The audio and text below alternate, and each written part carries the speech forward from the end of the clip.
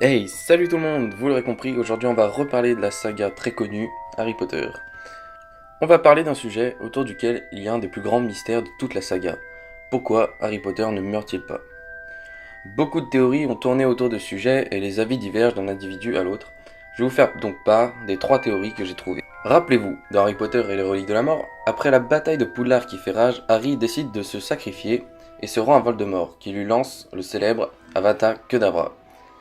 En théorie, le heureux n'aurait pas dû en réchapper. C'est d'ailleurs la condition pour que l'Orcrux puisse être détruit et donc que Voldemort meure. Mais alors pourquoi Harry survivra-t-il?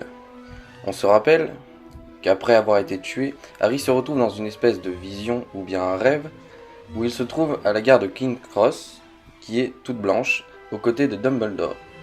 Dumbledore lui dit qu'il a le choix de rentrer ou non. Alors, pourquoi Harry a-t-il survécu? Plusieurs théories ont tourné autour de ce mystère. Tout d'abord, Harry aurait été sauvé par l'amour. Il aurait une fois de plus été protégé par l'amour de sa mère qui s'était sacrifiée pour lui lorsqu'il était bébé.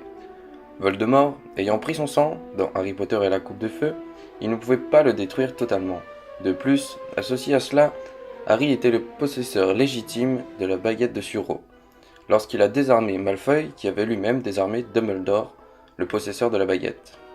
Ainsi, la baguette ne pouvait pas utiliser toute sa puissance contre son propre maître. La seconde théorie est que Harry Potter est vivant grâce aux reliques de la mort. Une autre idée affirme que Harry Potter est bien mort, mais qu'il aurait ressuscité. Comment me direz-vous? Tout simplement parce qu'il avait conquis les trois reliques de la mort et qu'il en était devenu le maître. Tout d'abord la cape d'invisibilité, transmise par son père dans Harry Potter à l'école des sorciers le jour de Noël. Ensuite, la pierre transmise par Dumbledore à travers le vif d'or lors de son testament. Et pour finir, la baguette de Suro lorsqu'il a désarmé Malfoy. Grâce à cela, il est devenu le maître de la mort, comme l'affirme la légende. Ce qui lui a permis de revenir d'entre les morts. Résultat, Harry était bien mort, l'Orcrux a été détruit, mais Harry quant à lui a pu revenir d'entre les morts car il avait le choix, car il en était le maître. La dernière théorie, qui en est beaucoup plus symbolique, c'est Dumbledore qui nous l'explique dans le tome 7 de la saga. Harry est le véritable maître de la mort parce qu'il a accepté la mort comme une chose inévitable. À la manière du troisième frère, il a accueilli la mort comme un ami, sans chercher à lutter contre. C'est là la véritable signification de l'expression, qui est purement symbolique. Il n'y a aucune nécessité de rassembler les trois reliques pour obtenir ce statut. On peut citer donc le tome 7, dans lequel on retrouve ce passage. Tu es le vrai maître de la mort parce que, la mort, le vrai maître ne cherche pas à la fuir.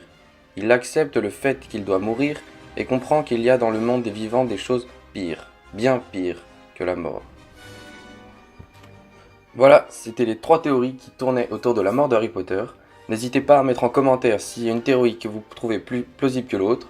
Si vous avez des idées de prochains sujets, n'hésitez pas à le mettre en commentaire. Mettez un pouce bleu en bas de la vidéo si ça vous a plu. Si ça vous a pas plu, dites-le dans les commentaires. Et moi je vous dis à la prochaine fois.